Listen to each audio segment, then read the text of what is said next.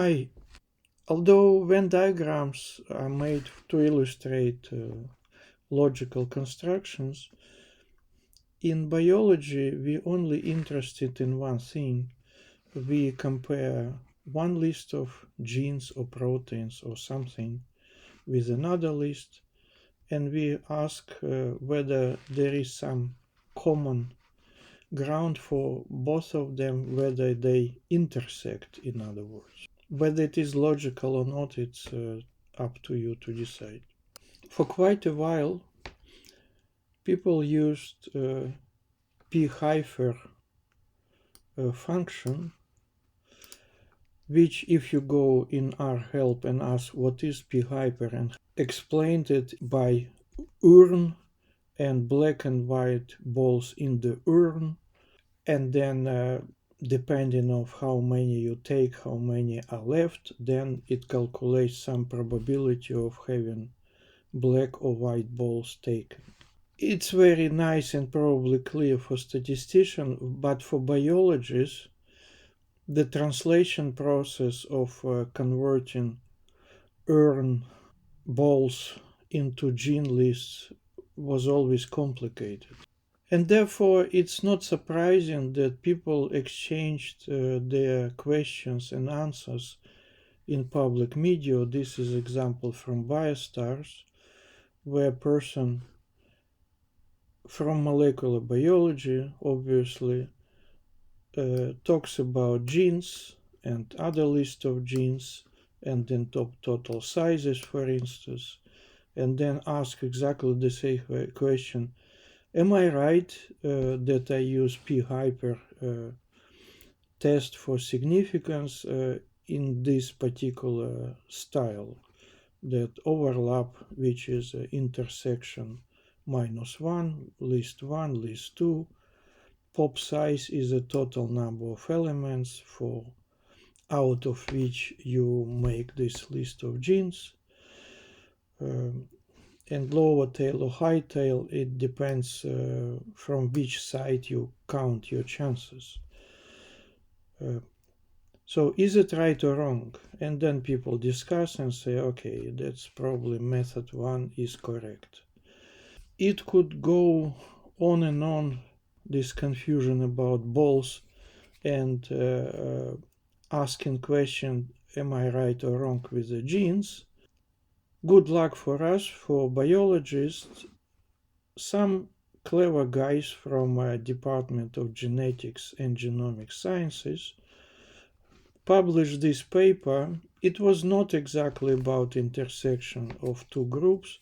It was more broad question, what if it is not 2 but 3 or 4? Then what shall we do? What can we do? And the answer was in the past that, well, you better not, because it is already complicated enough. But now they offered the solution, and more than that, they also supplied users with the library in R, which everybody can use, and life is easy again. Because it is R library, then there is a good tutorial in CRAN, and the library is called SuperExactTest. It's not that it is super exact, but it's quite a super of using it. So you install, you import, you follow the example, which is immediately biological. It's cis EQTLs, sort of genetics, with the lists of genes, and then we are in a comfortable environment that everybody knows in biology what genes are about and why we're interested with intersection and probability. Well, actually it means that it's not by chance, there is some mechanism in it that it makes sense, and there is some biological explanation needed and possible. And they follow common steps for phyper as well, that you have to know the length of a gene list in all cases. You have to set the total number of genes, and then they have a long way of telling the story, how you take the probability. But there is also a short way. They created a function where you simply feed it with the lists of genes, telling this is external parameter, what's the total number of elements. It's a human mouse genome, Drosophila, C. elegans. You tell it. You don't touch lower tail because the question is always the same. And then fit returns several values. One of those is p-value. Let's go through the script and check how well it works. Load the library, load the data. The data are 4 lists of gene lists. You can call one of them or all of them. The class is a list. That's fine. Check the length for 2 of them or all of them. Yeah, that's more or less comparable. For totals, authors take this number. I'm not sure it will work for me, because if it is human, I would take 22,803, what I see in Biomart. For mouse, it is this number. Well, they might have their reason to take this number of genes. Then they say you can calculate expected overlap, then find the common genes. It's 56. And then you can also calculate the fault enrichment. But all these calculations are not really important, because they compressed all the calculations in one line.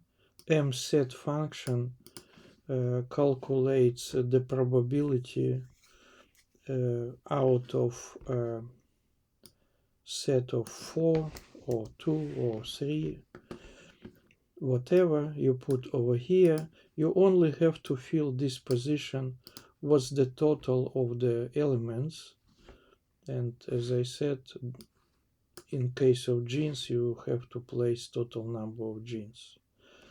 Let's take their number.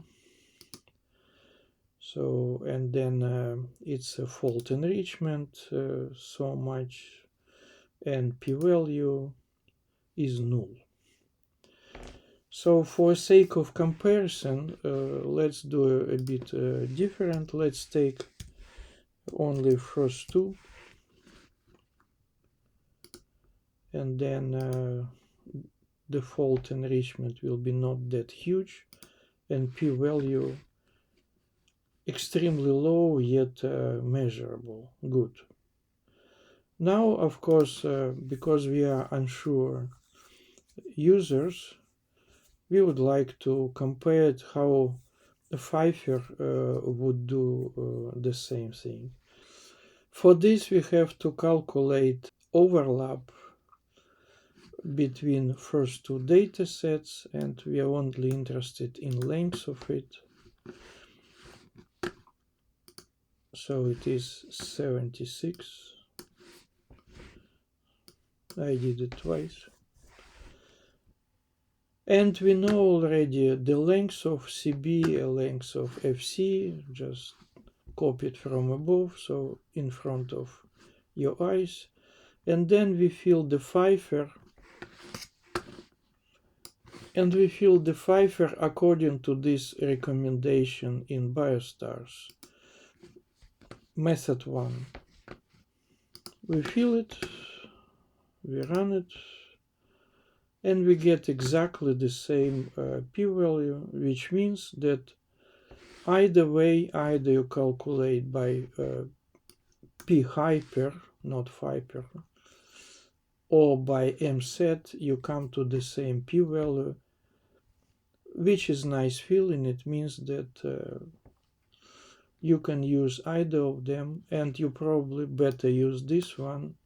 It's a less headache instead of figuring out every time how to translate black and white balls and the bucket. And let's check at the end what if we add our data, not example data. Are we good with this? So we take A and B as two samples of alphabet like this. And then we say data is a list of A and B. And then we say fit and fault enrichment, not much, and p-value, not much. Why?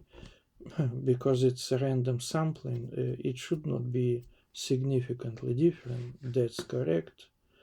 Now we take Humpty and Dumpty names from the famous rhyme and create a list out of the word. So A and B.